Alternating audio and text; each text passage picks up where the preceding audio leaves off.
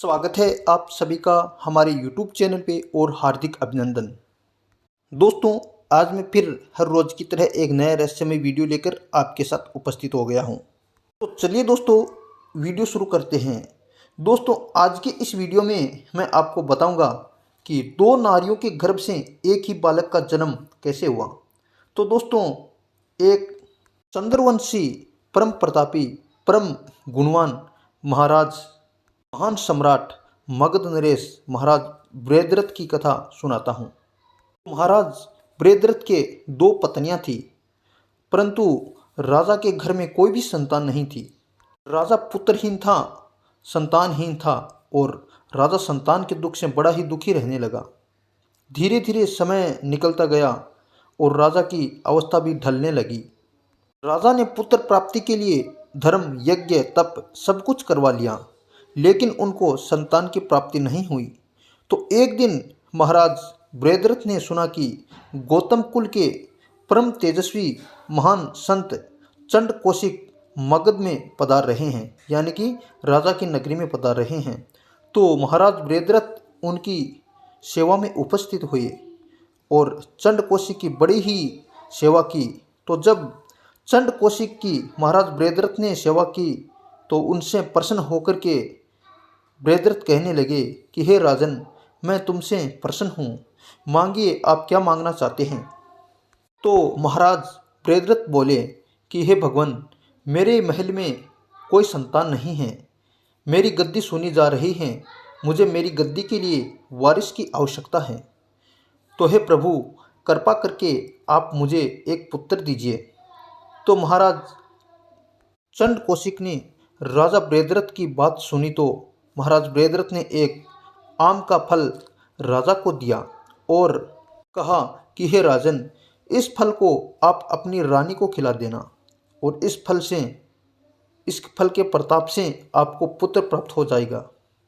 तो महाराज बृहद्रथ उस फल को लेकर के अपने महल आ जाते हैं और राजा ने उस फल को अपनी दोनों रानियों को आधे आधे भाग करके खिला दिए। महाराज बृहद्रथ के दो रानियां थी, इसलिए दोनों रानियों को आधा आधा करके खिला दिया। महाराज ने यह नहीं सोचा राजा ने कि फल एक है और रानियां दो हैं। तो दोस्तों, उस फल के प्रताप से दोनों रानियां गर्भवती हो गई। 9 महीने गर्भवती रहने के बाद जब 10वां महीना लगा तो एक विचित्र घटना और घटती है। उन दोनों रानियों के गर्भ से अलग अलग दो फाड़ के रूप में बच्चे पैदा होते हैं, यानी उनका शरीर दोनों का अलग अलग था, बीच से पैरों से लेकर के सर तक अलग अलग थे और अलग अलग दोनों रानियों के एक एक फाड़ पैदा होती हैं। दोनों फाड़ों को पैदा होने के बाद राजा बृहद्रथ के पास भेजा गया तो महाराज बृहद्रथ बड़े ही दुखी हुए और कहने लगे, इन दोनों को मेरे पास लेकर के क्यों आए हो, मुझे क्या दिखाने आए हो, इन्हें कहीं जंगल में फेंक दीजिए। तो महाराज की यह बात सुनकर के सैनिकों ने उन दोनों फाड़ों को जंगल में फेंक दिया। तो उसी समय उस जंगल से एक जरा नाम की राक्षसी निकल रही थी। एक राक्षसी थी जिनका नाम जरा था। तो जब जरा ने एक मांस का टुकड़ा वो देखा तो उस मांस की फाड़ को खाने के लिए उस जरा ने उठा लिया, परंतु पास में ही दूसरी फाड़ भी वहीं पे पड़ी हुई थी। जरा ने उस दूसरी फाड़ को भी अपने हाथ में उठा लिया और उन जरा राक्षसी ने उन दोनों फाड़ों को अभिमंत्रित करके जोड़ दिया। जरा को वरदान था कि वह कोई भी चीज़ को अलग अलग हुई चीज़ को जोड़ सकती है, इसलिए जरा ने उस फाड़ को दोनों को एक जगह किया और जोड़ दिया।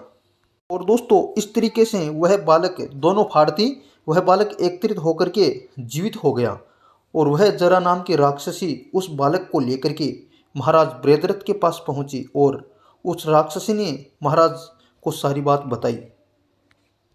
तो बृहद्रथ बहुत ही खुश हुए और पूछने लगे कि तुम कौन हो।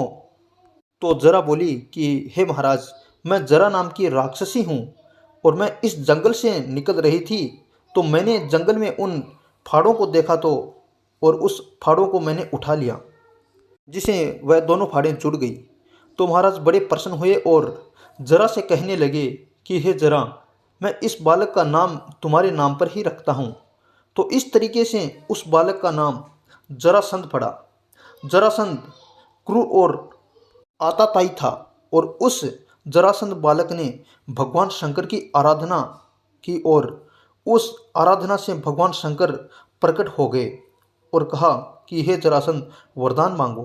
तो जरासंध कहने लगे भगवान शंकर से कि हे प्रभु, मुझे ऐसा वरदान दो कि मुझे कोई भी पराजित ना कर सके, मुझे कोई भी जीत ना सके, मुझे कोई भी मार ना सके। तो भगवान शंकर ने तथास्तु कह दिया, परंतु साथ में ही माता पार्वती ने उसे एक श्राप भी दे दिया कि पांडव कुल में एक बालक बलवान होगा और वो तुम्हारा वध करेगा।